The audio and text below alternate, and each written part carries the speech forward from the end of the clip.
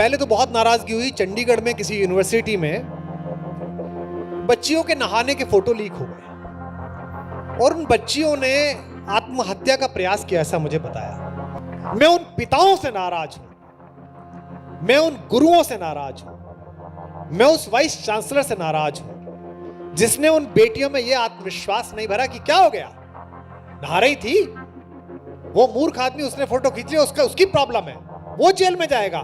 तुम्हारा होना और तुम्हारा चरित्र इस बात से प्रभावित नहीं होता कि किसी ने फोटो खींची।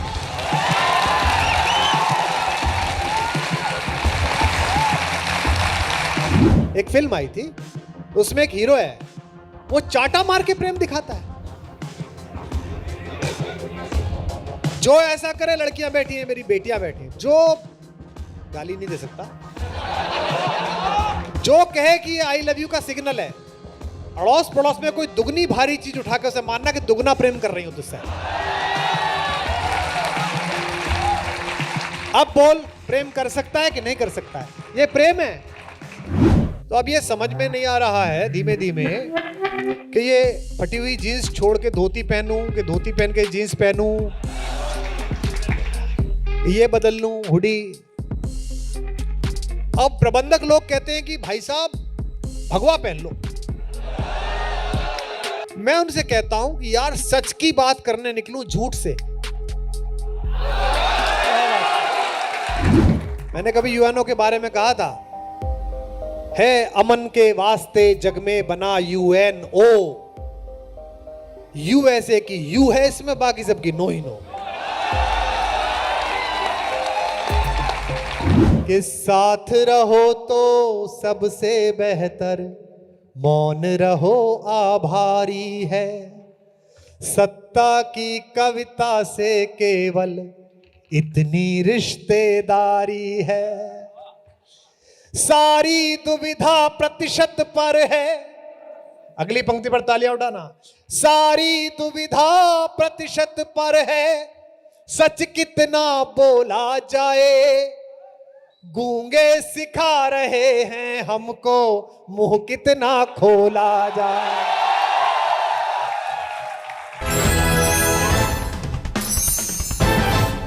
अक्सर कहा जाता है कि विद्वान व्यक्ति बातचीत का सिरा खुद मुहैया करा देते हैं। कुमार विश्वास ने कहा लल्लन टॉप अड्डे के मंच पर, जिंदाबाद मत करो, उसके चक्कर में 7 साल बर्बाद हो गए। क्या वाकई कवि कुमार विश्वास को लगता है कि ये राजनीति का जीवन उनके लिए नहीं बना है, या सिर्फ ये 14 बरस का वनवास है लंका के युद्ध से पहले का? देखो क्या है कि ये मेरी कश्मकश नहीं है। ये इतिहास अगर हम ढंग से पढ़ें किताब से, व्हाट्सएप से नहीं, तो आप पाओगे कि ये हर सच्चे अच्छे आदमी की कश्मकश है।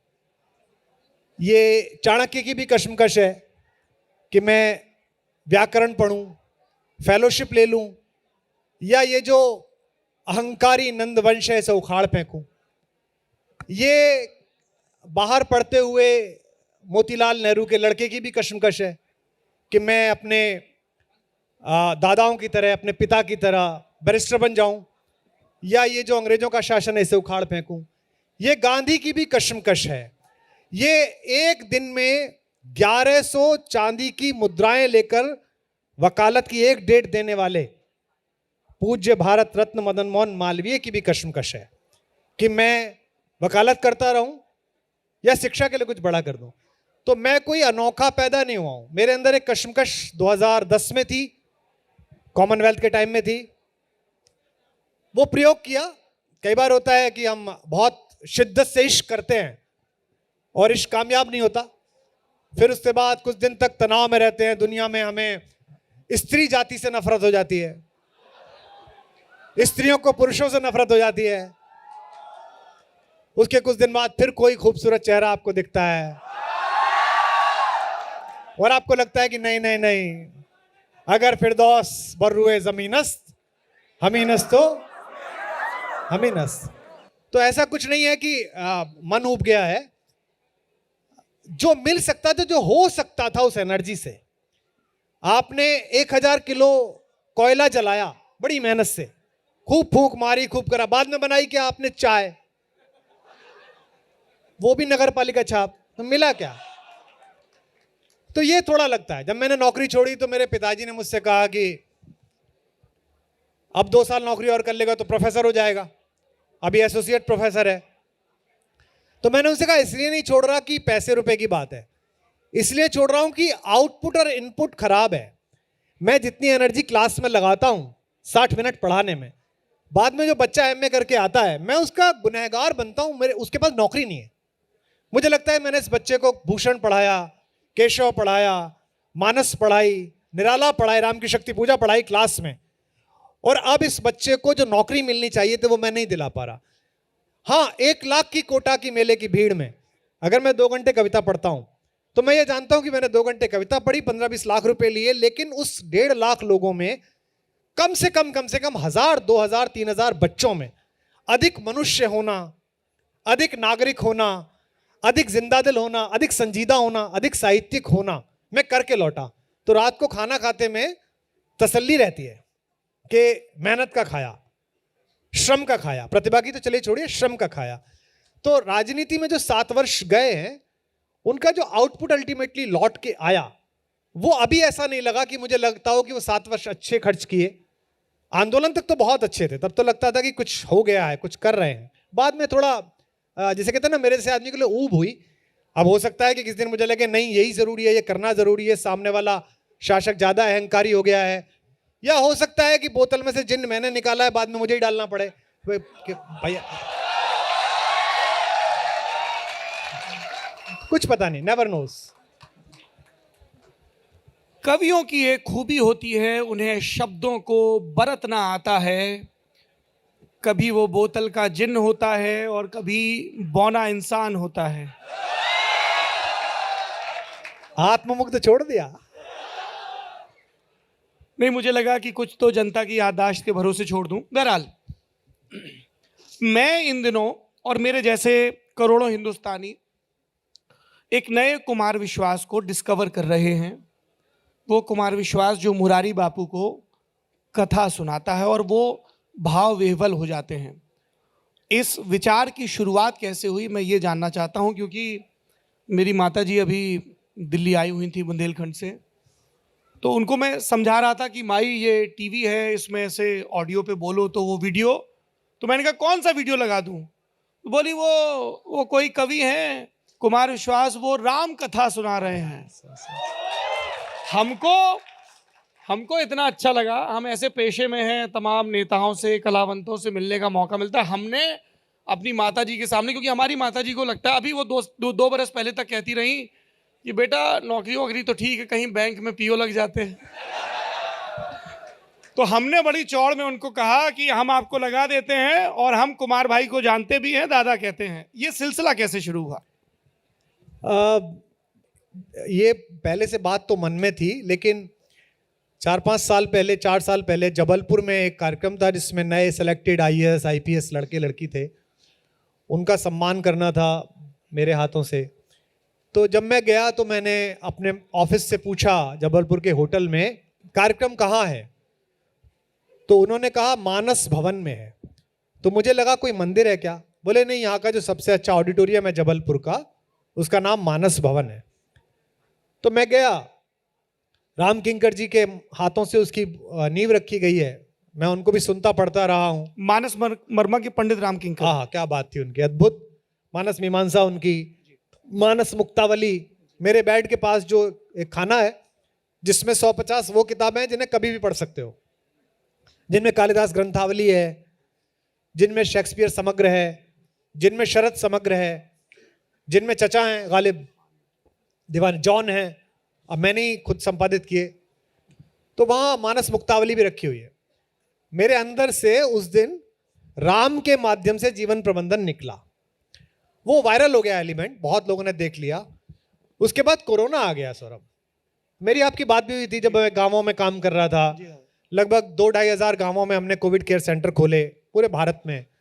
तो मैं उन दिनों अपने खेत में बंद था, अपने खेत में चारों तरफ एक दीवार करके हम लोगों ने 5-6 एकड़ में जगह बना रखी है, वहां बनता केवी कुटीर, आप लोग देखते होंगे, नेटवर्क पे काफी, सोशल नेटवर्किंग का काफी प्रसिद्ध है। तो उस समय मैंने महसूस किया राम कथा को, जो कि मेरे पिताजी भी साथ रहते थे। फिर बोलना शुरू कर दिया, फिर लगा कि अगर कविता 2004 के आसपास युवाओं में नहीं थी, मैं ले गया, कोशिश की, पहुंच गई। आंदोलन का भी यही हाल था। 2010 में लोग कहते थे कि साहब आंदोलन में 5-6 आदमी आते हैं, 500 आदमी आ जाते हैं, लेकिन देश आ गया। तो मुझे लगा कि ये जो धार्मिक विचार नहीं, मैं लल्लन टॉप के मंच से कह रहा हूं, यहां ऐसी बातें कहीं सुनी जाती हैं, इस मंच को आदत पड़ गई है, बाकी मंचों पर इनकी आदत अभी नहीं है। पहले हुआ करती थी, छूट गई है। अभी लल्लन टॉप हाशिए पर है, बाकी लोग मुख्य धारा में है। होगा एक समय कि ये वाली वैचारिक की मुख्य धारा में आ जाएगी, और शायद वो वाली वैचारिक की जो किम जोन से डराती है वो हाशिए पे आ जाएगी। इस दुनिया में जितना दुख है, जितना रक्तपात है, जितनी घृणा है, वो धार्मिक कट्टरता की वजह से है। और इस दुनिया में जितना सुख है, जितनी शांति है, जितना प्रेम है, वो आध्यात्मिक चेतना की वजह से है। क्या बात। तो मेरा मन यह है कि आप धार्मिक बने ना बने, आप आध्यात्मिक जरूर बने। यही कारण है कि मैं बाहर हूं और मेरे चेहरे पे कमोबेश उतनी आभा तो है जितनी एक कविता लिखते हुए आदमी के चेहरे पे होनी चाहिए। और मुझे इस बात की चिंता नहीं है कि तिहाड़ में मसाज मिलेगी कि नहीं मिलेगी, इस बात की चिंता नहीं है।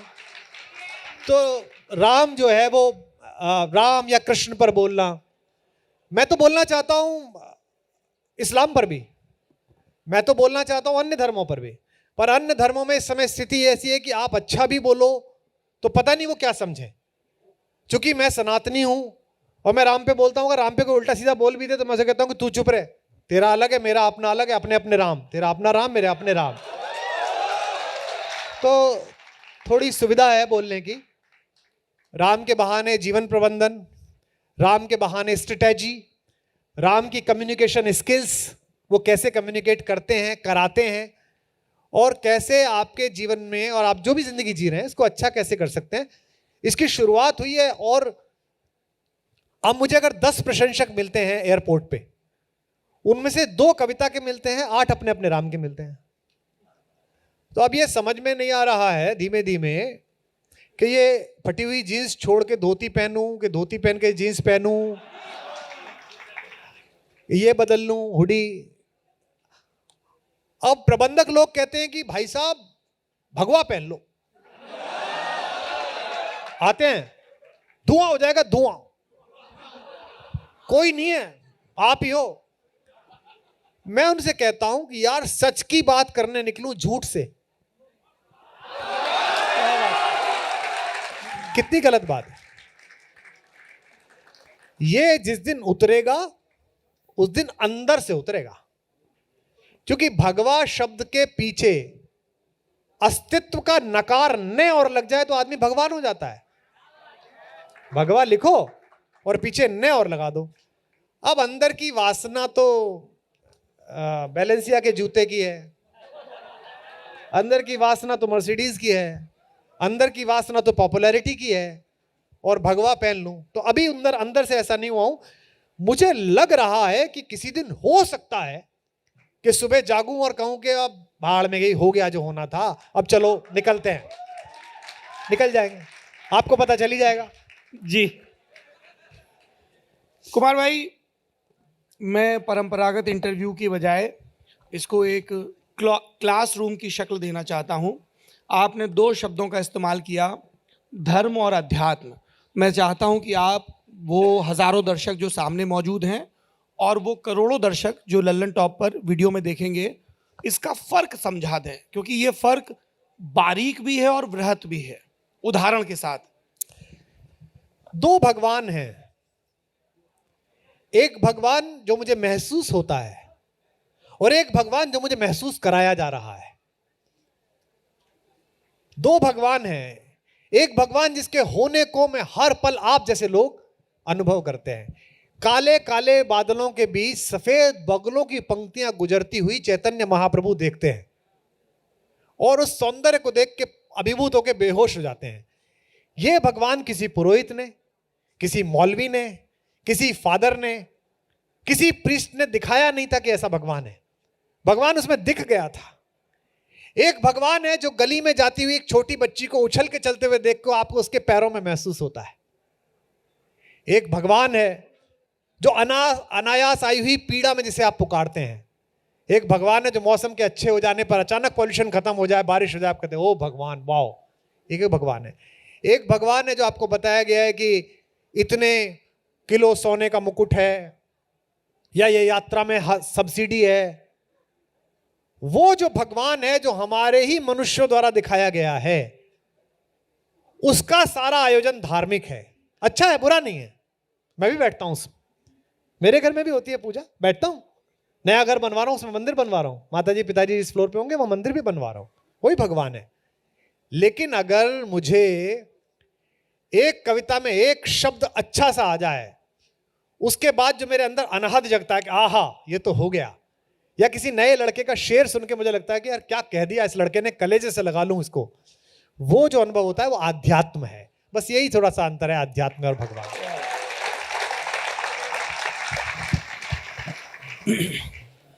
अपने अपने राम हैं, अपना अपना रास्ता तय करना होता है उन तक पहुंचने का। कबीर के राम, तुलसी के राम, वाल्मीकि के राम, कंबन के राम, कितने ही राम।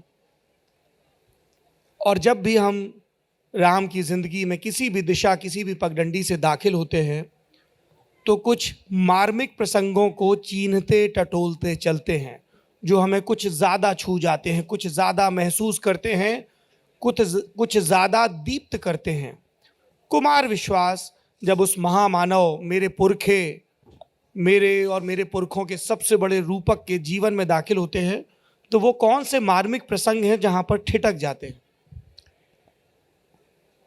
मैं मूलतः कर्म से जो काम करता हूं और जो कविता लिखता हूं, उसमें मेरे ज्यादा निकट कृष्ण होने चाहिए, और हैं भी। कन्हैया बहुत निकट है, लेकिन कन्हैया जैसा होना सरल है, राम जैसा होना कठिन है। जैसे मैं एक, लोग कहते हैं ना कि मैं ऐसा हूं, मैं वैसा हूं, है ना। गालिब का एक शेर है चचा का कि हर एक बात पे कहते हो तुम, तू क्या है, तुम ही कहो ये अंदाजे। बड़ी मशहूर गजल है, रगों में दौड़ने फिरने के हम नहीं कायल, जब आंख किसी ने टपके तो फिर चिपक रहा है लहू से बदन पे पैराहन। आई लव यू, क्या लड़का है, क्या बात है। हमारी जेब को अब हाजत, जला है जिस्म वहां जा भी जल गई होगी। अब बोल, कुरेदते हो जो अब राख जस्तजू क्या है। हाँ अच्छा है, याद हो रहा है सबको।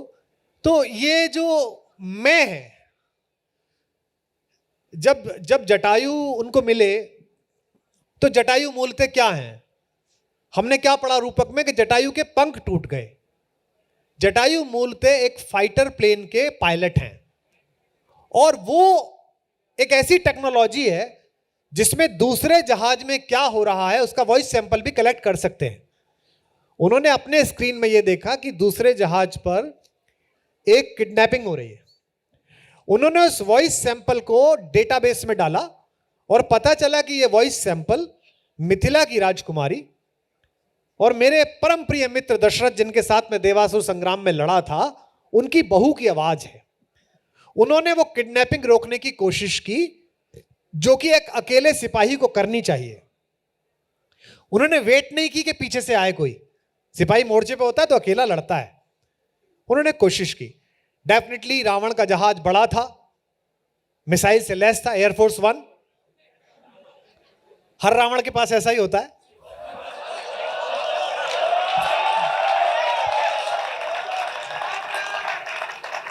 और अन्याय से लड़ने वाला हर जटायु अकेला ही होता है। जटायु लड़े, अच्छे से लड़े, लेकिन प्लेन क्रैश हो गया। प्लेन क्रैश हो गया, नीचे आकर गिरे तो सेफ लैंडिंग नहीं हुई, लेकिन चोट लगी, बहुत सीरियस चोट लगी। किसी ने राम को बताया कि वहां एक प्लेन क्रैश हो गया है। एक सच्चे ह्यूमैनिटेरियन होने के नाते राम वहां मदद के लिए पहुंचे। राम ने उनसे कहा कि मैं दशरथ का पुत्र राम आपको प्रणाम करता हूं, आप कौन है? तो वो रोने लगे। उन्होंने कहा तू मेरे दोस्त का बेटा है, तेरा बाप और हम एक साथ लड़े थे बेटा। तो राम ने उनको क्या कहा? तात, चाचा कहा। देखो मुझे रोमांच हुआ है अगर आपका कैमरा पकड़ता हो तो। अब ऐसी बातों को करते हुए रोमांच लेके राजनीति में जियोगे, दारू का हिसाब दोगे, कैसे हो पाएगा बताइए आप। ये सौरभ द्विवेदी मुझसे अक्सर पूछता है, दादा आप क्या, ऐसे आदमी को कौन पार्टी में लेगा यार, कौन राजनीति करवाएगा ऐसे आदमी से? मुंह फट सच बोल देता है, रोमांच हो जाता है बात कहते हुए। तो उन्होंने पूछा कि चाचा मैं आपका इलाज करा दूं, मैं आपको ट्रॉमा सेंटर ले चलूं? उन्होंने कहा बेटा ब्लीडिंग बहुत ज्यादा है, पुराने आदमी थे, मैं बचूंगा नहीं। तो उन्होंने कहा कोई बात नहीं कि मैं अपने पिता का अंतिम संस्कार नहीं कर पाया था, मुझे इस बात की आज्ञा दीजिए कि मैं आपका बेटा बन के आपका अंतिम संस्कार करूं। और आपको पता है दक्षिण में कावेरी के तट पे उन्होंने अंतिम संस्कार किया। यहां सुनने वाली बात है, ये सीखो राम से। जटायु ने पूछा कि अब मैं स्वर्ग जा रहा हूं, वहां तुम्हारे पापा मिलेंगे, उनसे क्या कह दूं? राम जैसा पुरुषार्थी बेटा जिसकी पत्नी का अपहरण एक दैत्य करके ले गया, किसी ने भी बोल दिया कि पता नहीं कौन, मैंने वो ट्वीट भी कर दिया, फिर भसड़ मच गई। मैं तो मची जाती है अक्सर मेरे ट्वीट पे कि मेरे वो भी सीता हाँ, वहीं से सीखे हो तुम भी। पर तुम्हारा तो काम है मचवाना, मेरा तो काम भी नहीं है, पता नहीं मेरे से क्यों मचती है। और यहां नहीं, विदेश में वो चंद्रयान थोड़ा खराब लैंड हुआ तो वहां के एक बड़े पत्रकार है, उसने मेरे को ट्वीट कर दिया, और भाई शायर आजम उतर गया जहाज। मैंने उसको पलट के ट्वीट करा, वो ब्लॉक करके भाग गया। भाई चंद्रयान 1 सेंटीमीटर, तो मैंने कहा तू तो रहने दे, क्योंकि झंडे पे चांद होना और चांद पे झंडे होने में औकात का अंतर होता है।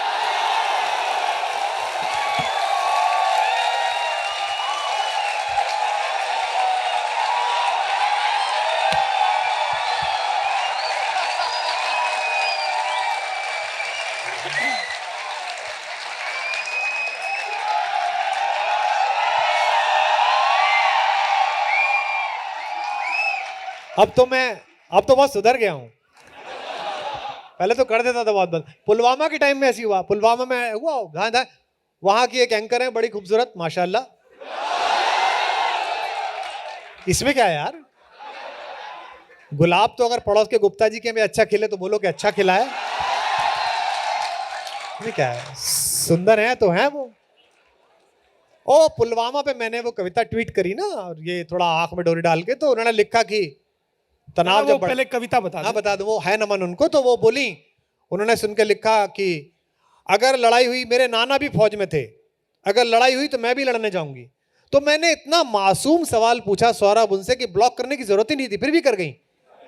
उन्होंने लिखा मेरे नाना भी लड़ाई में थे, इंडो पाक लड़ाई में, मैं भी जाऊंगी। तो मैंने पूछा नाना जी ढाका में तो नहीं थे पोस्टेड?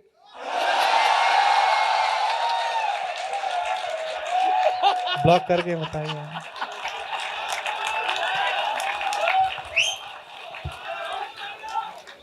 अब बताइए आप, राम से जटायु पूछ रहे हैं कि बेटा ऊपर तुम्हारे पिताजी मिलेंगे, क्या बोल दो? अब ये राम की सौम्यता देखो, मैं 3 बातें एक लाइन में मानस से सुनाऊंगा। उनकी शालीनता जिसके कारण वो मर्यादा पुरुषोत्तम है, धीरोदात्त है ना। उनका पौरुष है ना, इक्ष्वाकु वंश प्रभवो रामो नामा जनश्रुत धैर्यवान धृतिमान, जो ऐसे हैं। और तीसरा उनका कमिटमेंट कि जो सोचा है वो कर ही लूंगा, चाहे वो रावण हो चाहे वो कोई हो। एक बात उन्होंने कही, मानस में वहां पढ़ रहा था, ठिठक गया मैं, अब लगातार पढ़ लेता हूं। वो एक ऐसी चीज है जो केवी कुटीर पे भी रखी है, मेरे बेड के बगल में भी रखी है, मेरे ड्राइंग रूम में भी एक कॉपी रखी है। सबको पता है कि जहां बैठे हैं ये, वहां थोड़ी देर बाद कभी भी कोई नहीं है तो मानस मांग लेंगे, मानस ला दो, कभी भी कहीं से खोल के पढ़ लो। क्या बढ़िया बात कही, सुनो जवान लड़कों लड़कियों, देखो कहा कि तुम्हारे पिता से क्या कह दूं? तो राम ने कहा उनसे कुछ मत कहना कि उनकी बहू का अपहरण हो गया, ये मत कहना। भाई आपके साथ कुछ गलत हो जाए और आपके पिताजी के पास कोई जा रहा तो ये थोड़ी पसंद करेंगे कि बता दें ऐसा हो गया। वो कहते हैं जो मैं राम, अगर मैं राम हूं, देखो कोई अहंकार नहीं, कोई गुस्सा नहीं, कोई वो नहीं, वो जो सड़क पे कहते हैं ना पकड़ के, जानते हो मैं किसका बेटा हूं? जानते भाई, हो सकता है तुझे कंफ्यूजन हो या उन्हें कंफ्यूजन हो, इसे क्या पता किसका बेटा है। जानते मैं किसका बेटा हूं? आप लोग जानते हो मेरे पिताजी का नाम? नहीं जानते ना। मेरे पिता मेरे कर्मों से गौरवान्वित हों तो पुत्र के रूप में मेरा अच्छा काम है, अन्यथा मैं, आप जानते हो सौरभ के पिताजी का? नहीं। बट हाँ, इनकी माता जी ने कहा कि कुमार विश्वास को सुनती हूं, तो मेरे मन में पहली बात क्या जगी, मैं आज तक सौरभ के घर नहीं गया, बट अब की बार वो जब भी आएंगी मैं स्पेशली समय लेके जाऊंगा अम्मा से मिलने, ताकि अम्मा को लगे कि लड़का सही काम करता है, इसे भी जानता है, बताओ ये भी घर आ गया। तो राम क्या कहते हैं, आप देखो, ये मुझे रोमांचित करता है। कहते आप मत बताना, पिता से जाके पिता सन जाए, आप पिता से जाके मत कहना, जो मैं राम, लल्लन टॉप वालों सुनो, तो कुल सहित खानदान सहित कही दशानन आए। रावण खुद आके ऊपर आके बताएगा कि क्या कर दिया था उसने। इसे कह बड़े आराम से, जो मैं राम तो कुल सहित, अकेला भी नहीं आएगा। यह भी उनको पता है कि जब मैं लड़ूंगा, जब मैं जाऊंगा लड़ने, ये वो समय है जब राम को केवल इतना पता है कि रावण नाम का एक राक्षस उठाकर ले गया। अभी उन्हें यह पता नहीं कि समुद्र कैसे पार होगा। अब ये देखो किस्सा और सुनाता हूं। लॉर्ड माउंटबेटन की ऑटोबायोग्राफी पढ़ी है आप, तुम तो बहुत किताबें पढ़ते हो, हमारे पास होगी। उसमें एक बहुत अच्छा संस्मरण है। माउंटबेटन इलाहाबाद जा रहे थे इसी दिल्ली स्टेशन से, तो बोले कि मैंने बहुत सारे लड़के देखे वहां, तो मुझे लगा लड़के क्यों आए हुए हैं, तो मैंने अपने एडीसी से पूछा कि यंग बॉयज क्यों हैं, तो उन्होंने कहा साहब इलाहाबाद यूनिवर्सिटी के वाइस चांसलर इसी में जा रहे हैं। तो उन्होंने सोचा कि टीचर ऑफ द नेशन जा रहा है, मैं नमस्ते कराता हूं। तब वाइस चांसलर होते थे। हाँ, तब उनकी लिस्ट वहां से नहीं जाती थी जहां से आजकल जाती है। ये मैं तब कह पा रहा हूं जब मेरे घर में भी एक है। मैं, आप सब जानते हैं कैसे बनते हैं, आपको क्या होता है सबको पता है। तब पहले वाइस चांसलर मतलब बड़ा आदमी। तो आप सबको याद होगा कि एक बहुत बड़े वाइस चांसलर थे प्रोफेसर ओंकारनाथ झा, उनके बेटे अमरनाथ झा भी वाइस चांसलर बने। तो बोले मैं डिब्बे में घुसा तो एक 21 साल का लड़का सफेद शर्ट पहने हुए टेबल पे बैठ के कुछ लिख रहा था लकड़ी के डिब्बे में। तो मैंने उससे पूछा आर यू वी सी झा, क्या आप वाइस चांसलर झा हैं? लड़के ने कहा नॉट येट, अभी तक तो नहीं हूं।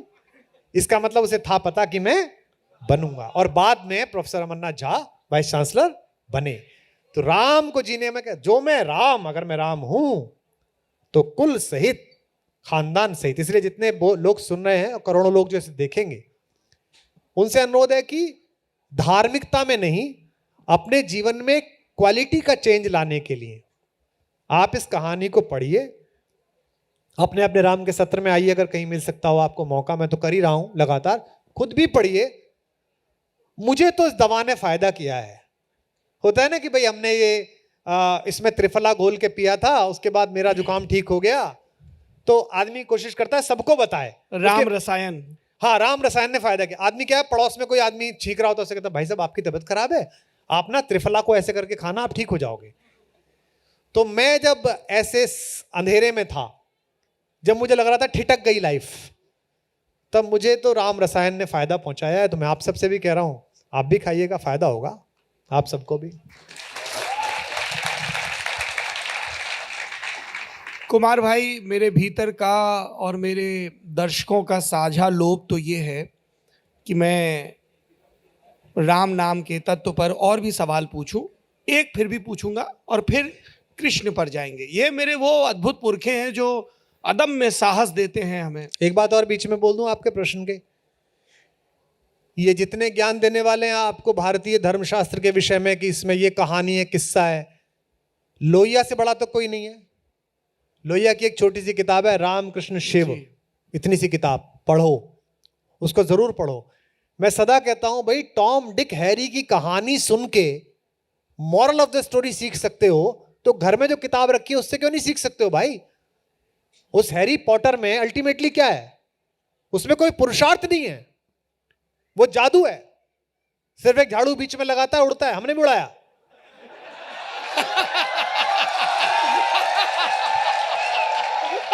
कोई पुरुषार्थ नहीं है। राम तो पुरुषार्थ है। शिव की संकल्पना तो सहकारी, समाजवादी और साम्यवादी समाज का शीर्ष है। कृष्ण की संकल्पना तो नेतृत्व की संकल्पना है।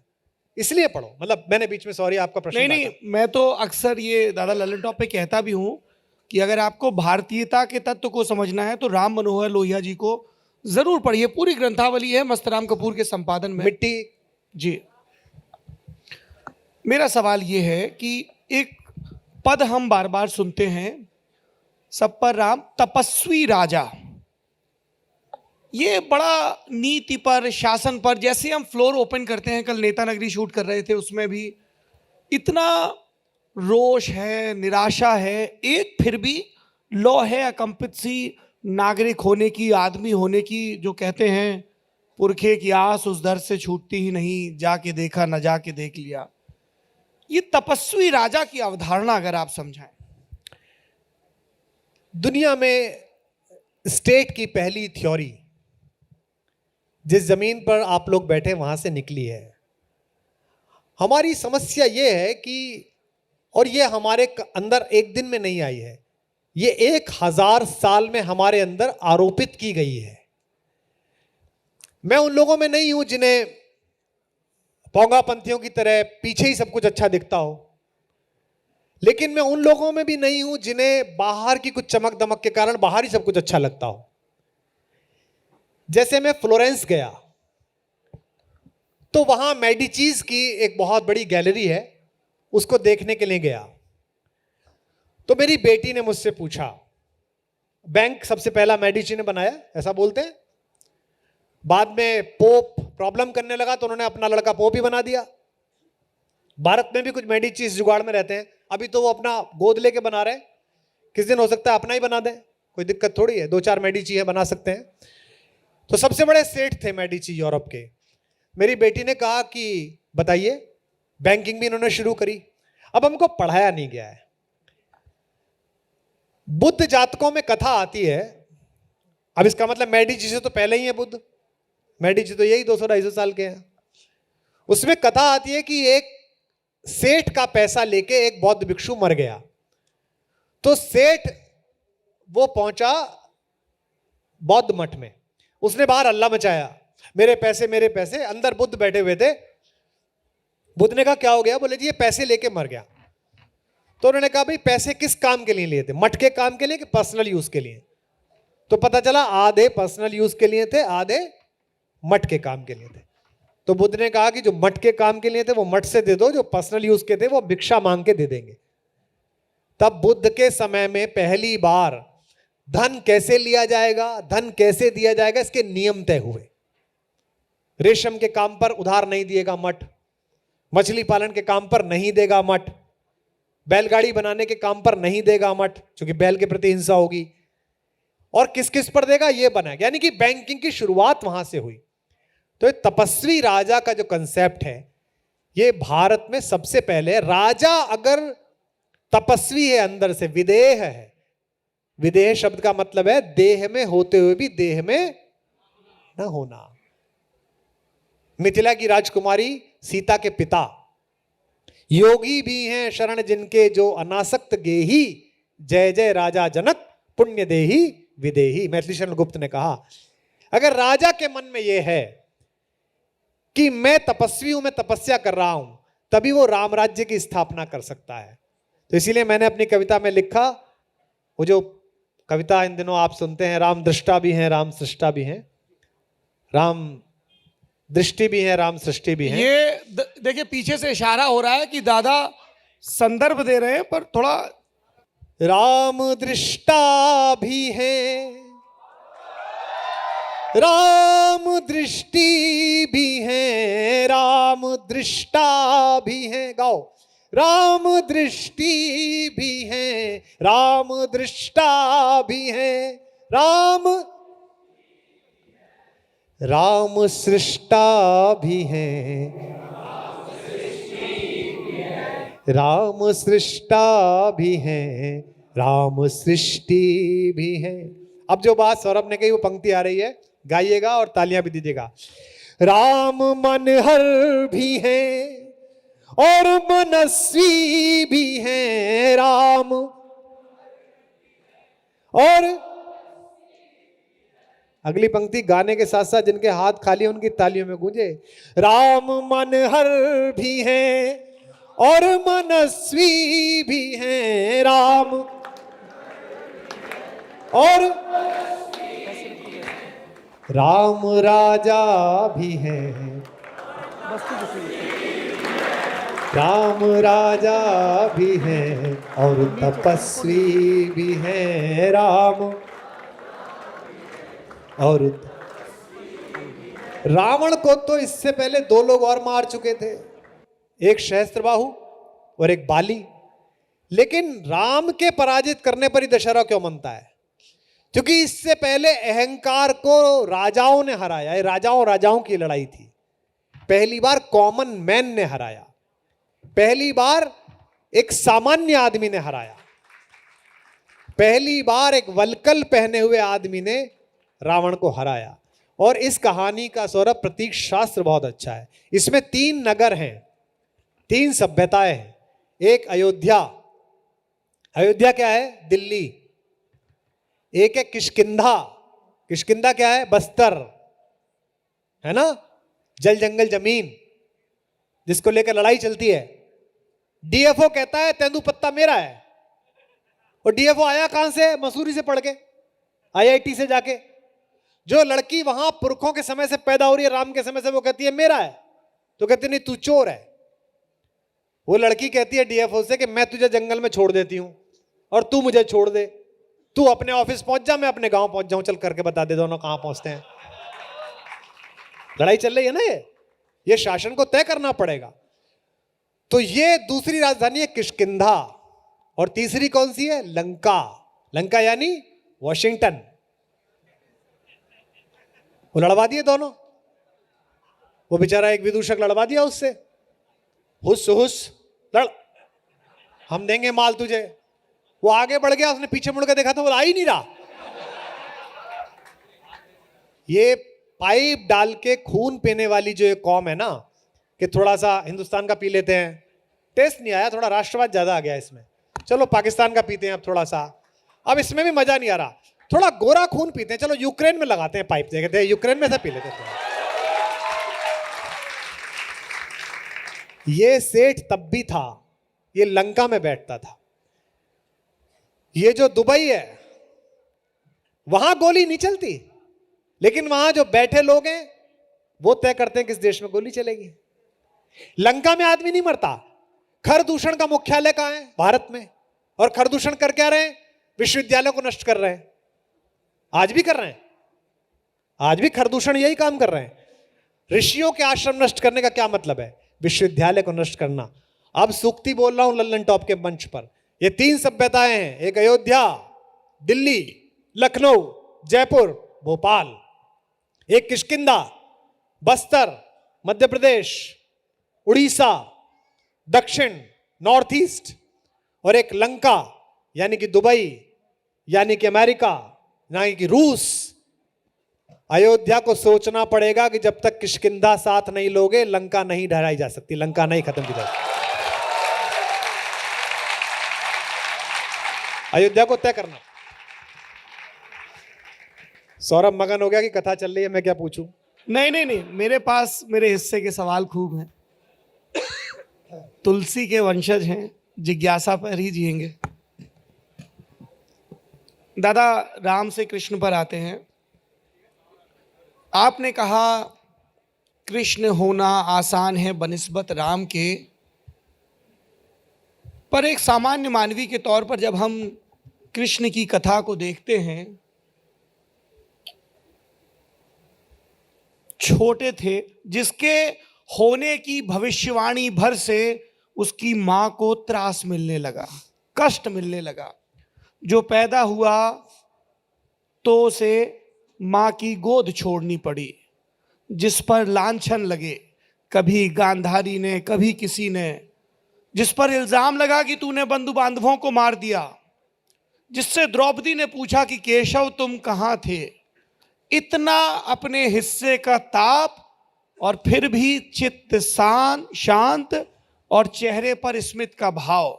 हम सब 2022 में जब मुखातिब हैं इस सवाल से, हमारे हिस्से में जरा से विषाद आते हैं, कुछ सोशल मीडिया से, कुछ समाज से, कुछ दफ्तर से, कुछ घर से हम परेशान हो जाते हैं। वो कृष्ण तत्व कैसे जागृत किया जाए, ये बताइए। कृष्ण राम से आगे की यात्रा है। राम ने जो जो छोड़ा वो कृष्ण ने किया। राम आपके अंदर का योद्धा, आपके अंदर का अच्छा मनुष्य जगाते हैं। कृष्ण ये बताते हैं कि अगर अच्छा मनुष्य लंपटों के चक्कर में पड़ जाए तो उनकी फाइल कैसे निपटानी है, उन्हें कैसे समाप्त करना है। वैसे भी मैं कहता हूं कि राम ने जो जो छोड़ा वो कृष्ण ने पूरा किया। राम ने पूरे जीवन एक बार गाली खाई, कभी गाली नहीं मिली उनको। वो भी जब शादी करने गए मिथिला में। यहां बिहार के बच्चे बैठे होंगे। यह अकेला प्रदेश है मिथिला जिसने तीनों लोगों के स्वामी को पटरे पे बिठा के गालियां बकी। फेरे के टाइम में खूब गालियां बकी। गुरु वशिष्ठ भी मुस्कुराते रहे। लक्ष्मण थोड़े अनॉयड हुए क्योंकि भाई साहब को गाली पड़ रही। महिलाओं ने गाया कि भाई पता नहीं तुम्हारे यहां कैसे पैदा होते हैं लोग बाग, बताओ खीर खाई तुम्हारी अम्मा ने, तुम पैदा हो गए। लक्ष्मण ने तपाक से कहा, बोले हमारा तो खीर खा के पैदा हुए, तुम्हारे तो गमले में जमीन में उग गई भाई। तो वशिष्ठ ने आंख तरेनी के चुप रहे। ये एक सिस्टम है, इसमें करा जाता है ऐसा। और अब जो बात कह रहा हूं देखो वो मजेदार है। एक बार गाली खाई राम ने, वो भी वशिष्ठ ने रुकवा दी, लक्ष्मण जी ने रुकवा दी। इतना शौक चढ़ा कि जब कृष्ण बनकर आए तो गली गली गाली खाई, हर जगह गाली खाई। राम इन्वॉल्व है, कृष्ण कैटलिस्ट हैं। जिन्होंने साइंस पढ़ी होगी, राम तो बाकायदा एक पदार्थ है, राम रसायन, जो किसी भी खराब चीज में इन्वॉल्व होकर उसको ठीक कर देते हैं। कृष्ण क्या है, अंदर रहते हुए बाहर खड़े हुए हैं। आप पूछो महाभारत में कृष्ण की क्या भूमिका है, कुछ भी नहीं। और महाभारत हो किसकी वजह से रहा है? कौन जीतेगा ये कौन तय कर रहा है? कौन हारेगा ये कौन तय कर रहा है? दुर्योधन के पत्ता किसने लपेटवाया? कोई फजीता हो उसको लास्ट में खोद के देखो, आखिर में। इसे कहते हैं इन्वॉल्वमेंट से बाहर रहना। राम इन्वॉल्व हुए, राम दुखी हुए। एक बात और बताऊं, राम निकाले गए, कृष्ण निकले।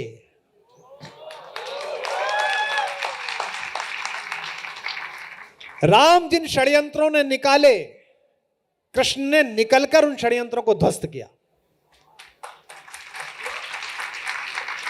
मेरी आज लंदन टॉप पर मैं इस ख्वाहिश को, इस इच्छा को व्यक्त कर दूं। मैं पिछले 4-5 साल से कोशिश कर रहा हूं कि मुझे कोई पुकारे और मैं अपने अपने श्याम बोलूं, 2-3 दिन कन्हैया पर बोलूं। विराम लेते हैं। देखो एक अंतर और बताता हूं, फिर इस पर भी तालियां देना। राम सरयू में प्रवेश करते हैं तो उस समय पूरी अयोध्या रो रही है, लेकिन कृष्ण जिस समय अपने लोक वापस जाते हैं तो उस समय वो बांसुरी बजा रहे हैं, वो मुस्कुरा रहे हैं। जैसे कैटलिस्ट होता है, कैटलिस्ट किसी रिएक्शन में जाता है, रिएक्शन को तेज करता है, कम करता है और बाहर निकल आता है।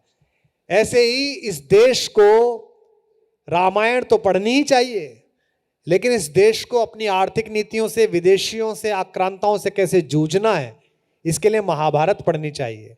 इसके लिए गीता, धर्म की पुस्तक कम है, आध्यात्म की पुस्तक कम है, मनोविज्ञान की पुस्तक ज्यादा है। ये जो बंबई में 19, 20, 21 साल की लड़कियां इतना ज्यादा ग्लैमर लेने के बाद एक दिन पता चलता है सुबह नहीं रही, मेरा आपका कलेजा दुखता है। कितनी प्यारी बच्ची है, कितना अच्छा लड़का है। एक लड़का हमारा बड़ा प्रिय था, आपको भी, मुझे बहुत प्रिय था वो बच्चा। भैया भैया भैया, मैं उसको अक्सर फोन करता था। सुबह पता चला कि वो नहीं रहा, बड़ा दुख हुआ। ये सब जो आजकल मिलते हैं ना, आपस में लिखते हैं I used to do yoga, एक तो अंग्रेजी ने एक मात्रा फालतू कर दी है। राम रामा हो गए, कृष्ण कृष्णा हो गए, मुझे लड़कियां मिलती हैं, आई डू योगा। मैंने कहा एक आसन फालतू करती है तू, कौन सा करते क्या? ये योग है, योगा कहां से आ गया? अगर ये सब लोग गीता पढ़ लें तो मैं दावे के साथ कह सकता हूं एक भी व्यक्ति अंधेरे में नहीं घिरेगा। क्योंकि आप कितने भी उदास डिप्रेस हो सकते हैं, अर्जुन से ज्यादा डिप्रेस्ड आप नहीं है। उसके हाथ से तो धनुष छुटा जा रहा है। बचपन में जिस दादा ने उसको गोदी में खिलाया है, कहते हैं ना महाभारत में, वो कहते हैं, जब वो कहता है तात, तो वो कहते हैं अबे तेरा चाचा नहीं हूं, तेरे बाप का भी चाचा हूं। लेकिन वो तो चाचा ही बोलता है। उसके सामने खड़ा और कृष्ण कहते हैं मार तीर, हतो वा प्राप्यसी स्वर्गम, मारा गया तो स्वर्ग जाएगा, जित्वा वा भुक्षसे महीम, और जीता तो इस संसार का भोग करेगा। तस्माद उत्तिष्ठ कौन्तेयः, इसलिए कुंती पुत्र उठ और क्या कर, युद्धाय कृत निश्चय। ये जो आखिरी शब्द है कृत निश्चय, इसमें प्रॉब्लम है। थोड़ा सा पढ़ना है, थोड़ा सा प्रेमी बनना है, थोड़ी सी क्रिकेट खेलनी है, थोड़ा सा सोशल मीडिया पे ओपो ओपो करना है सुबह सुबह, 4 ट्विटर के जवाब देने हैं, 5 सेल्फी बनानी है, 6 रील बनानी है, अंत में खुद रील बन के रह गए। मराठी के प्रोफेसर रमेश तेंदुलकर का लड़का एक काम मन से करता था, इतने मन से करता था कि उस काम के चक्कर में 10वीं में फेल हो गया। आज महाराष्ट्र जाना, मराठी बोर्ड की 10वीं क्लास की किताब है हमारे प्रेरक, हमारे आदर्श, उसमें उस लड़के के नाम का चैप्टर है। लड़के का नाम है सचिन रमेश तेंदुलकर। बस कृष्ण यही करते हैं, कृष्ण जो है तेंदुलकर बनाते हैं। हम जब भी राम और कृष्ण की गाथा का जिक्र करते हैं, अक्सर हमारी नज़र इस महागाथा के जो बहुत ही प्रेरक स्त्री चरित्र हैं, वाह, उन पर उतनी नहीं जाती है। मैं चाहता हूं आप सीता और द्रौपदी पर भी बात करें। मैं पिछले 4-5 दिन से बहुत नाराज हूं खुद से। पहले तो बहुत नाराजगी हुई, चंडीगढ़ में किसी यूनिवर्सिटी में बच्चियों के नहाने के फोटो लीक हो गए और उन बच्चियों ने आत्महत्या का प्रयास किया, ऐसा मुझे बताया। मैं उन लड़कियों से नाराज नहीं हूं, मैं जिसने लीक किया उससे भी इतना नाराज नहीं हूं। मैं उन पिताओं से नाराज हूं, मैं उन गुरुओं से नाराज हूं, मैं उस वाइस चांसलर से नाराज हूं जिसने उन बेटियों में यह आत्मविश्वास नहीं भरा कि क्या हो गया, नहा रही थी, वो मूर्ख आदमी उसने फोटो खींच लिया, उसकी प्रॉब्लम है, वो जेल में जाएगा। तुम्हारा होना और तुम्हारा चरित्र इस बात से प्रभावित नहीं होता कि किसी ने फोटो खींच ली।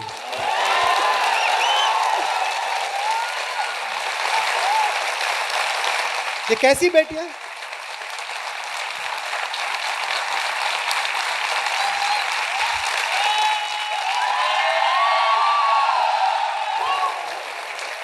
ये कौन लोग हैं? हमारे यहां आप देखो, हमारे यहां पंचकन्याओं में कौन पूजित है? माता मंदोदरी, तारा, सीता। हमारे यहां पंचकन्याओं में कौन पूजित है? वो लड़कियां। और एक बात बता दूं, इस हॉल में बैठे हुए लड़कों में उधर भी बोल के आया हूं, अब दुखी हूं इस 3 दिन पहले जो घटना हुई है, 4 दिन पहले जो घटना हुई है, उस नीच, उस पिशाच से तो नाराज हूं ही। मैं उन सारे लोगों से नाराज हूं जो उसके आसपास थे। मैं उस लड़की से नाराज हूं, वो अब नहीं है। पुनर्जन्म को मानता हूं, कभी मिलेगी, ऊपर मिलेगी तो उससे कहूंगा बेटा ये गलत था। और जितने भी लड़के यहां हैं, अगर तुम्हारे आसपास एक स्त्री घटित हो रही है, बेटी के रूप में, बहन के रूप में, मां के रूप में, प्रेमिका के रूप में, पत्नी के रूप में, सहकर्मी के रूप में, तो समझो कि ईश्वर जिंदगी के सबसे खूबसूरत तरीके से तुम्हारे आसपास टहल रहा है, तुमसे मिलना चाह रहा है। आपने उसका फेसबुक प्रोफाइल देखा? वो क्या प्रवचन दे रहा है? पटाखे मत चलाओ, कुत्ता डरेगा। तेरे अंदर जो पशु है, तेरे अंदर जो जानवर है, मैं जजमेंटल नहीं हूं, अभी निर्णय नहीं आया तो मैं कुछ बोल नहीं रहा हूं। लेकिन यहां जितने लोग बैठे हैं, ये जो एक फेसबुक पर, इंस्टा पर, ये जो चेहरा बनाने की प्रक्रिया है, ये जो फिल्टर लगाने की प्रक्रिया है, लड़कियों, जो फिल्टर लगाकर तुम्हें पसंद करता है वो समझो पूरी जिंदगी फिल्टर लगी आंखों से तुम्हें देखता रहेगा, ध्यान रखना।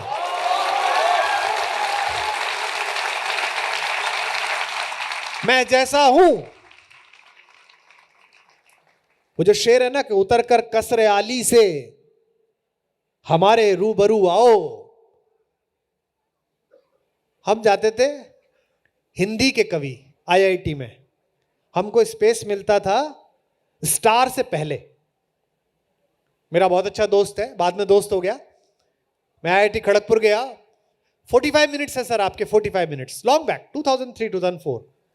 अच्छा, क्या वो सोनू सर आएंगे, सोनू सर वो परफॉर्म करेंगे, उससे पहले आप, सोनू निगम जी, उनका 8 बजे से शो था। मुझे 7:15 बजे मंच मिला। मैंने 7:15 बजे से 8:30 बजे तक पढ़ा और खूब इतना गर्म कर दिया। अगले दिन हम कामाख्या मंदिर दर्शन के लिए गए तो सोनू निगम ने मुझसे कहा, यार तुम गजब आदमी हो, अब तुम्हारे साथ शो नहीं करना मेरे को यार। मैं सारी एनर्जी डल कर दी। तो धीमे धीमे उसको खींचा रबड़ को, फिर ये हुआ कि अब अकेले आपके ही होंगे। फिर कवियों के होने लगे, नीरज जी जाने लगे, बशीर बद्र जाने लगे। तो मैं नाराज हूं उन लोगों से जिन्होंने उस लड़की को इतना अकेला छोड़ा, उन दोस्तों से, और मैं नाराज हूं उस लड़की से। मेरा एक शेर है, खुद से भी मिल न सको इतने पास मत होना, इश्क तो करना मगर देवदास मत होना।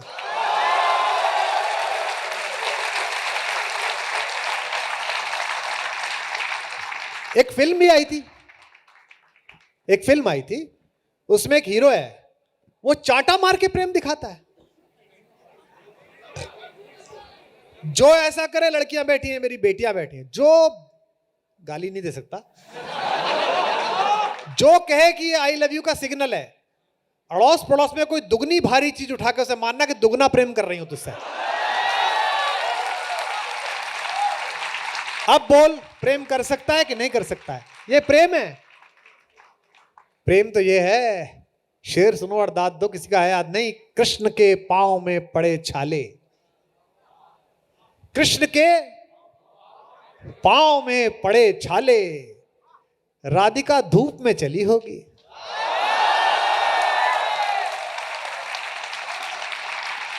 ये है प्रेम। उलझ के ऐसे, मेरा दोस्त था देवल आशीष, उसका शेर है, मेरा जिगरी यार था वो, उलझ के ऐसे मोहब्बत का फलसफा रह जाए, उलझ के ऐसे मोहब्बत का फलसफा रह जाए कि तुझ में और खुदा में न फासला रह जाए, कि तुझ में और मोहल्ले की सामान्य लड़की पर कविता लिखी हमने और पूरी दुनिया में सुनाई, पैसे कमाए, शोहरत कमाई, उसे तो पता भी नहीं कि क्या चल रहा है। हो सकता है लल्लन टॉप देखे, हाँ हाँ, हो सकता है लड़का ही कहे उसका, मम्मी देखो ये आदमी बहुत अच्छा सुनाता है, इसको सुनो। उलझ के ऐसे मोहब्बत का फलसफा रह जाए कि तुझ में और खुदा में न फासला रह जाए। लव यू देवल। शेर सुनो कि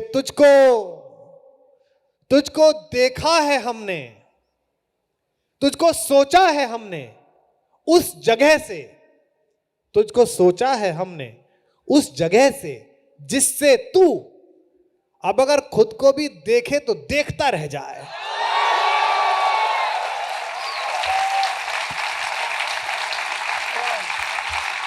तो ये इश्क के नाम पर जितना फर्जीवाड़ा चल रहा है, ये तभी खत्म होगा जब कृष्ण पढ़ोगे, कबीर पढ़ोगे। और लड़के लड़कियों, प्रेम दर्शन का विषय है, प्रदर्शन का विषय नहीं है।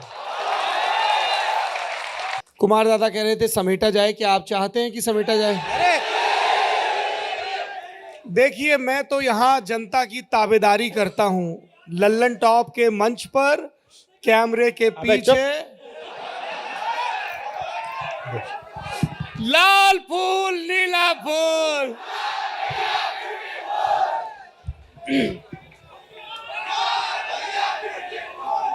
दादा, हमने राम पर बात की, कृष्ण पर बात की। मैं वही लोहिया जी की टेक लेकर शिव पर, क्योंकि हम लोगों ने ना बड़ा आइकन्स में रिड्यूस कर दिया। अरे शिव मतलब बम भोले, शिव मतलब धुआं, शिव मतलब ये, शिव मतलब वो। जबकि शिव तत्व पर यदि आदमी गहन ढंग से विचार करे, मनाली ट्रांस, हाँ, शिव मतलब मनाली ट्रांस, तो उसका कुछ अगर सूत्र दिया जाए। भगवान शंकर एक ऐसी अवधारणा है। आप घर में एक बात देखते थे, मैं तो देखता था भाई, मैं तो कस्बे में पैदा हुआ, तो मुझे याद था कि मुझे बचपन में नहीं पता था, कोई सब्जी अच्छी लग गई तो मैं और मांगता था। जैसे लेट आया और मैंने माँ से कहा कि सब्जी और दो, तो मेरी बहन कहती थी मुझसे बड़ी, जिसने मेरे को नाम दिया कुमार विश्वास, विश्वास कुमार को, मुझसे कहती थी अरे इसमें से खा ना, ये है, ये इसमें से खा।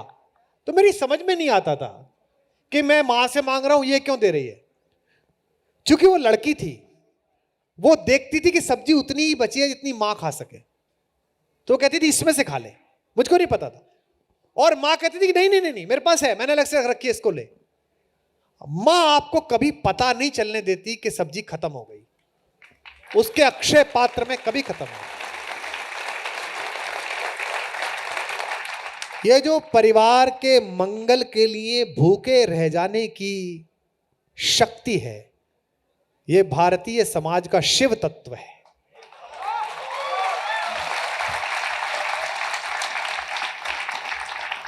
ये जो बेटे के पैर अपने बराबर होते ही अपना नया जूता ये कह के पिता देते हैं कि अरे अनुज तू पहन ले, मेरे को काट रहा है, काट नहीं रहा उनको लगता है ये जा रहा है, इसे ये पहन ले। ये जो पिता है, उर्मिलेश जी का शेर है, अनुभवों की पाठशाला में युवा होकर। मैं दिल्ली आता था रेडियो पर काम करने के लिए, मेरा कैरियर रेडियो से शुरू हुआ। युववाणी में मैंने काम किया, शोभा मित्तल जी एक पैक्स होती थी, उन्होंने हमें बुलाना शुरू किया, 60 रुपए मिलते थे। तो फिर हम महफिल करने लगे, मन भावन करने लगे, हवा महल करने लगे, 2-3 तरह के प्रोग्राम करने लगे।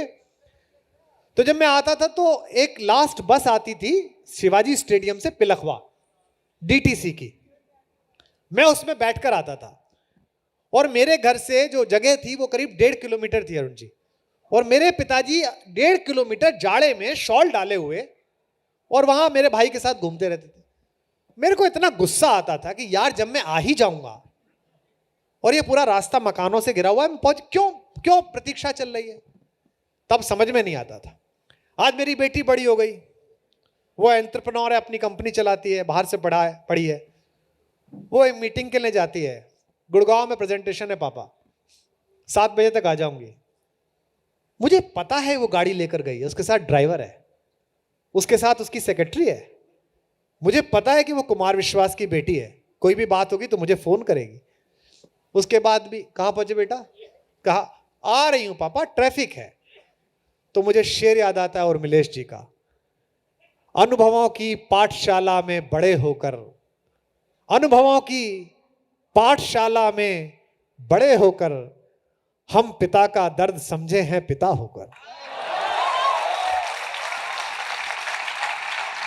तो ये जो पिता के अंदर का तत्व है, ये शिव तत्व है। भारत के पास खाने का अनाज नहीं था। भारत के एक प्रधानमंत्री ने कहा अगर पूरा देश एक दिन भूखा रहे तो इतना अनाज बचेगा कि पूरा देश घर में खा सके। मैं सोमवार को खाना नहीं खाऊंगा। पूरे देश ने सोमवार को खाना खाना छोड़ दिया। मेरे पिता 86 वर्ष के हो गए, भारत अब अन्न वापस भेज रहा है बाहर, वो आज के दिन भी नहीं खाते। बहुएं पूछती हैं, नई बहू जब आती है, नई पतोहुआ आती हैं, पापा आप क्यों नहीं खाते, अंकल आप क्यों नहीं खाते हैं। बेटा शास्त्री जी व्रत रखवा गए थे, अब शास्त्री जी चले गए, व्रत रह गया। ये जो लोक मंगल के लिए एक दिन भूखे रहने का संकल्प है, ये शिव संकल्प है। पूरी मनुष्यता को अमृत मिल सके, इसके लिए मैं अपने गले में जहर को रोक कर रखूं, ये जो संकल्प है ये शिव संकल्प है। ब्राजील से लकड़ी लेने वाला, कनाडा से पानी लेने वाला और अपने कूड़े को सोमालिया के समुद्र तट पर फेंकने वाला बड़ा सेठ आजकल दुनिया में कहता है कि एनवायरमेंट बचाओ। अबे तुझसे दुनिया बचे तो एनवायरमेंट बचे। यूनाइटेड नेशंस में कहता है कि दुनिया बचाओ, मैंने कभी लिख दिया था। हमसे पूछते हैं ना, हमने सर्जिकल स्ट्राइक क्यों कर दी, हम ऐसा क्यों कर रहे हैं। तू जब घुसा था अब्टाबाद में और उस चूहे को पकड़ के लाया था, तूने पूछा था यूएनओ से कि पकड़ के लाऊं कि नहीं लाऊं? लाया था ना पकड़ के। मैंने कभी यूएनओ के बारे में कहा था, है अमन के वास्ते जग में बना यूएनओ। यूएसए की यू है इसमें, बाकी सबकी नो ही नो।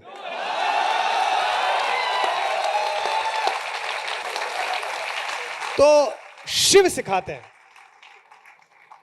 शिव तत्व सिखाता है। मुझसे लोग कहते हैं कि आपके पास तो इतने राज दफन है इसमें, आप बोलो, आप कहो। लोगों का भरोसा टूट जाएगा। लोग सोचेंगे ऐसा भी होता है क्या, अरे ऐसा भी हुआ था क्या। छोड़ो, अब वो अपने रास्ते पर है, मैं अपने रास्ते पर हूं। मैं राम पर बोल रहा हूं तो काल नेमी पर क्यों बोलूं। तो ये जो शिव तत्व है जगत के मंगल के लिए, अपनी मां को आज के बाद नई दृष्टि से देखना, उसके अंदर शिव है। अपने पिता को जो अपने बजट से काट के पैसे देता है, उसको देखना, उसके अंदर शिव है। वो जो टीचर जो आईआईटी पास नहीं कर पाया था लेकिन जिसने हजारों आईआईटी निकाल दिए, उसके अंदर शिव है। वो जो टीचर जो आईएएस नहीं बन पाया, जिसने हजारों आईएएस निकाल दिए, उसके अंदर शिव है। वो जो पत्रकार जो केवल अखबार में कोने की रिपोर्टिंग करता रह गया था और उसका तेवर पकड़कर, उस प्रभाष जोशी का तेवर पकड़कर लोग बाग आकर बोलने लगे, उस प्रभाष जोशी के लेखन में शिव तत्व था। यही शिव है, यही शिव का तत्व। समेटे। मैं अलोकप्रियता के सेंसेक्स में सबसे ऊपर पहुंचने वाला हूं अगले वाक्य के साथ। इस अड्डे का, इस सेशन का आखिरी में, इस अड्डे का फिलहाल आखिरी सवाल। और उससे पहले हमें चाहिए आपसे एक कॉल। हमको हमारे बुजुर्ग सिखा गए हैं, बेटा बड़े लोगों को ऐसे टाइम पकड़ो जब वो ना कह पाए। क्या लल्लन टॉप के करोड़ों दर्शक ये चाहते हैं कि कुमार विश्वास guest in the news room में आए? इतने शोर की तो कुमार भाई को पहले कवि सम्मेलन से आदत है, शोर ऐसा हो कि ये हां कहकर जाएं। क्या इनको guest in the news room में आना चाहिए? अभी हामी नहीं आई है।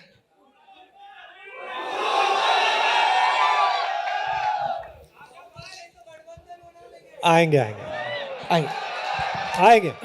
इस अड्डे का आखिरी सवाल। कवि का काम है कि वो कुछ कहे और करुणा उपजे, अपनी भाषा में कहे। कभी क्रौंच पक्षी के रुदन को देखकर कहे, कभी इस वास्ते कहे कि राम जी की कथा सुनाऊं, और कोई पेड़ के ऊपर शुक के रूप में कहे, तुलसीदास चंदन घिसत तिलक लेत रघुवीर। और वो करुणा जो उपजे तो हमारे भीतर का आदमी कुछ ज्यादा इंसानियत से भरपूर हो और हमारे भीतर का नागरिक कुछ ज्यादा सजग हो। कवि कुमार विश्वास ये जो हजारों लाखों करोड़ों नागरिक बनने की प्रक्रिया में लोग हैं, देख रहे हैं, उनसे आज के युग पर क्या कहना चाहेंगे? हमारे यहाँ कविता क्यों की जाए, इस पर भी श्लोक है। जो साहित्य के विद्यार्थी बच्चे बैठे उनको याद होगा। बताया है कि कविता क्यों की जाए। काव्यम यशसे कृते, कुछ कारणों से करना चाहिए कविता। पहला कारण क्या? यश, आपको लोकप्रियता मिले। काव्यम यशसे कृते, अर्थ कृते, दूसरा काम अर्थ, पैसा मिले आपको। व्यवहार विदे, आपका व्यवहार अच्छा हो। कुछ लोग होते हैं ना, हर मुलाकात में एक शेर सुनाते हैं, एक शेर अर्ज है, उनका व्यवहार अच्छा हो जाता है, वो लोकप्रिय हो जाते हैं। काव्यम यशसे कृते, अर्थ कृते, व्यवहार विदे। चौथा, शिवत्व रक्षये, लोक में शिवत्व की रक्षा हो, लोक का कोई बड़ा काम हो। आप एक ऐसी बात कहिए, पूरा देश परेशान हो चुका था एक बाहर से आई हुई सत्ता से, लोगों को लगता था कि अब कोई उपचार नहीं है। तुलसी आए और उन्होंने कहा कि भिखारी को न भीख बली, बनिज को बनिज न चाकर को चाकरी, जीविका विहीन लोग सिद्धिमान सोच, अब कहें एक एकन सो कहां जाए का करी। और तुलसी ने कहा कोई दिक्कत नहीं, समरथ बड़ो सुजान सो साहिब, राजा राम जगत विजयी हैं। ये भ्रष्टाचार, ये बेरोजगारी, ये छोटे छोटे अहंकारी राजा 10 5 साल के, हाँ कितने साल के, 10 साल के, लाल किले के सामने से गुजरना, जिसकी नोक पे उसकी जूती रखी रहती थी ना, वो सोचता था पूरी दुनिया मेरे नीचे है, उसी पत्थर के नीचे पीपल जम गया है, सबका खत्म हो जाता है, इनका भी खत्म हो जाएगा, इसमें क्या बात है, कुछ समय के मेहमान है। तो तुलसी ने कहा चिंता मत करो, ये तो बहुत छोटी है विदेशी सत्ता, वो तो तपस्वी था और अकेला जाके मार आया, तो ये काम है। फिर ये भी कहा है कांता सम्मित उपदेशे, लड़कियों में लोकप्रिय हो ना, कांता प्रसन्न हो, पत्नी प्रसन्न हो, प्रेमिका प्रसन्न हो, इन हेतुओं की वजह से की जानी चाहिए कविता। मैंने कोई भी कविता इस हेतु से बाहर नहीं गई, मैं महीनों कविता नहीं लिख पाता हूं, और यहां लेखक बैठे हैं, बच्चे बैठे हैं जो लिखते पढ़ते हैं, मैं जानता हूं, पहचानता हूं, ये सब बच्चे लिखते हैं। कभी अंदर से कविता ना आए तो मत लिखना भैया, जब तक वो फोड़ के बाहर ना आए, और तुम कोई नए नहीं हो। रामधारी सिंह दिनकर जी ने 13 वर्ष कविता नहीं लिखी थी। उर्वशी की भूमिका पढ़िए, वो रोते थे कि मेरी सरस्वती सूख गई क्या, अचानक एक दिन फोड़ के अंदर से निकली, और उर्वशी निकली। और उन्होंने लिखा भी उर्वशी की भूमिका में कि मैंने नहीं लिखी, मैं तो चेतना सरोवर के तट पर गया था, जहां ये ग्रंथ लिखा लिखाया पड़ा हुआ, यूं लिखा था, मैं उठा के लाया। बाबा क्या कहते, बाबा कहते स्वांत सुखाय तुलसी रघुनाथ गाथा, अपने मन के लिए लिख रहा हूं भैया, आपको पसंद हो तो आप भी सुन लेना। तो मैंने तो अपने मन के लिए लिखी थी भैया, अब भी जो लिखता हूं अपने मन के लिए लिखता हूं, और वो जनता को पसंद आ जाती है, कई बार नापसंद भी आती है। आप देखो कि कांग्रेस के हैंडल भी मेरी कविता ट्वीट करता है, भाजपा भी ट्वीट करती है, वो तो वहीं जाके बोला है काशी में, कंकर कंकर मेरा शंकर में, लहर लहर अविनाशी हूं मैं, काशी हूं मैं, काशी हूं। और एक तो हमने कविता पढ़ पढ़ के बनाई थी पार्टी। तो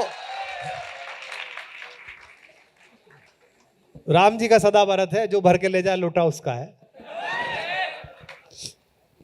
दादा, आपसे बात करना मेरे लिए और मेरे ज़रिए हमारे करोड़ों दर्शकों के लिए हमेशा ही शिक्षाप्रद भी होता है। और ललन टॉप जैसे एक चीज़ पर बहुत जोर देता है, ज्ञान लेकिन रुक्षता मुक्त, ज्ञान आनंद के साथ, ज्ञान जो आपको बेहतर इंसान बनाए। जब भी हम आपसे बात करते हैं तो हमारी चेतना समृद्ध होती है। बहुत बहुत धन्यवाद, शुक्रिया। एक आखिरी बात और कहनी है मुझे। जी दादा। क्योंकि ललन टॉप कम से कम, जिसे अंग्रेजी में इग्नाइटेड माइंड्स कहते हैं ना, जागृत मस्तिष्क देखते हैं। नाम इसका लल्लन टॉप जरूर है, लेकिन लल्लन नहीं देखते इसको। जो लल्लन टॉप कर चुके होते हैं वो इसको देखते हैं। एक ऐसे दौर में मैं और आप हैं जहां अनायास बड़ों की जिम्मेदारी फिसल कर तुम्हारे और मेरे हाथ में आ गई है। यह काम बड़ों का था हमारे घर का कि हमारे झगड़े निपटाते। यह काम बड़ों का था कि हम एक दूसरे से घृणा करते तो वो कहते नफरत मत कर यार, ये भी तेरा भाई है। लेकिन बड़े इसी मूड में है कि नफरत कर लो तो मजा आ जाए। कई घर होते हैं ना जब माँ बापों के बीच झगड़ा होता है, वो बेटों को यूज करते हैं। तो मम्मी के साथ है, पापा के साथ है, मम्मी के साथ, तो लड़का बेचारा देखता रहता है किसके साथ हूं मैं। तो दुर्भाग्य से हम संवेदना के ऐसे मोड़ पर इस समय खड़े हुए हैं। मेरे को भी 34 वर्ष कविता पढ़ते हो गए। 2 सितंबर 1988 को अरुण जी, मैंने 17 साल की उम्र में पहली बार पब्लिक परफॉर्मेंस में कविता पढ़ी। आज मुझे 34 इयर्स हो गए। मैंने राम मंदिर आंदोलन भी देखा, मैंने मंडल आयोग का समय देखा, राजीव गोस्वामी को जलते हुए अपनी आंखों के सामने, सब देखा मैंने। लेकिन अभी क्या हो गया है कि आग तो शायद उतनी ही बराबर है जैसे पहले कभी लगी होगी। अभी नीचे वितरण के लिए नलियां बहुत लग गई हैं। ट्विटर है, इंस्टा है, फेसबुक है, कुछ भी लिखा जा रहा है, कुछ भी। वो तो अलग ही विश्वविद्यालय है। अच्छा, इस बार तो उसको मालिक भी ऐसा ही पैदल मिल गया है, ट्विटर वालों को, जैसा चल रहा है वो। तो आप सब लोगों से, कुछ बड़े भी होंगे मुझसे, कुछ सीनियर्स को भी देख रहा हूं, लेकिन मेरे जो छोटे भाई बहन हैं, जो मेरे जूनियर्स हैं, जो बेटियां हमारी बैठी हैं, मेरे भाई बैठे हैं, बच्चे बैठे हैं, इनसे मेरी इतनी अपील है, थोड़े और सजग हो जाओ। और अगर कोई भी प्रकार की घृणा कहीं भी किसी जाति के प्रति, समाज के प्रति, धर्म के प्रति, प्रवृत्ति के प्रति आपको मिले, तो आप केवल इतना ज्यादा ना काम करें, आप इतना काम करें उसको वहीं रोक दें, उसको अपने ऊपर से गुजर जाने का माध्यम ना बनाएं। क्योंकि ध्यान रखना, विष अगर आपके कंठ से उतरकर आगे पहुंचा तो आपके कथन को भी जहरीला बनाकर जाएगा। बहुत धन्यवाद, बहुत शुक्रिया।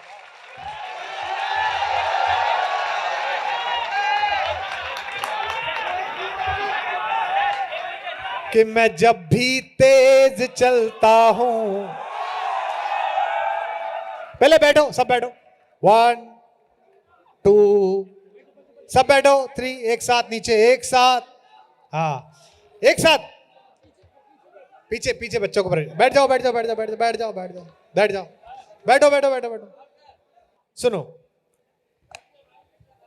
कि साथ रहो तो सबसे बेहतर, मौन रहो आभारी है।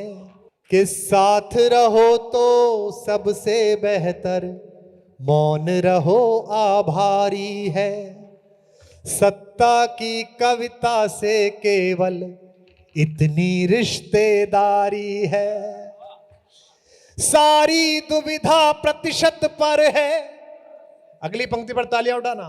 सारी दुविधा प्रतिशत पर है, सच कितना बोला जाए, गूंगे सिखा रहे हैं हमको, मुंह कितना खोला जाए।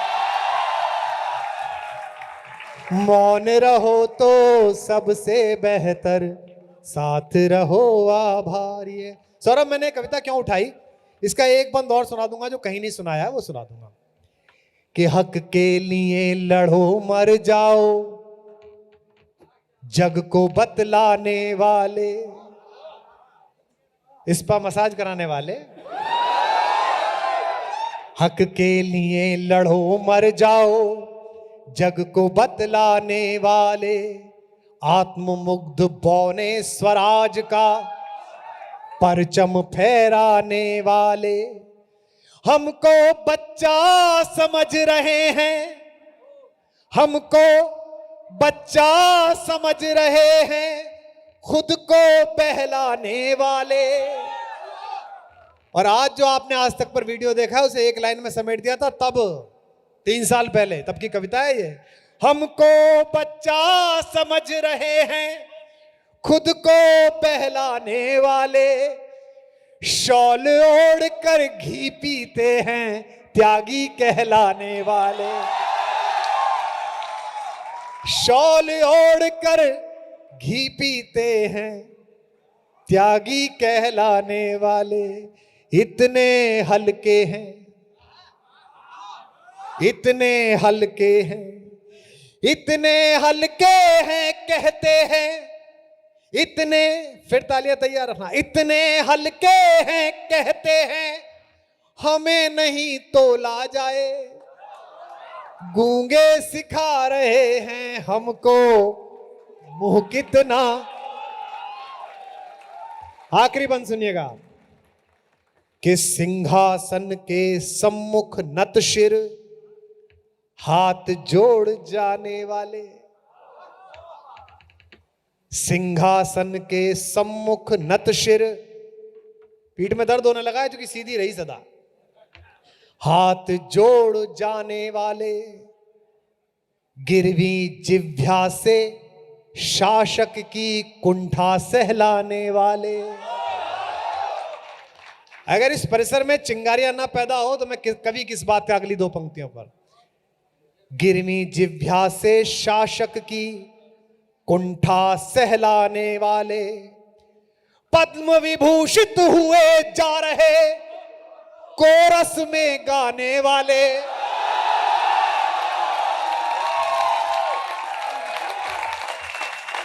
पद्म विभूषित हुए जा रहे, कोरस में गाने वाले। राजद्रोह में बंद पड़े हैं भैरव गुंजाने वाले, पद्म विभूषित हुए जा रहे कोरस में गाने वाले, राजद्रोह में बंद पड़े हैं भैरव गुंजाने वाले। करो प्रार्थना, लल्लन टॉप में, करो प्रार्थना राजमहल तक। मेरा यही एक मिशन है अब, आप सबकी तालियों पर समाप्त करना। करो प्रार्थना राजमहल तक, वाणी का शोला जाए, गूंगे सिखा रहे हैं हमको मुंह की। बहुत धन्यवाद, बहुत लगो।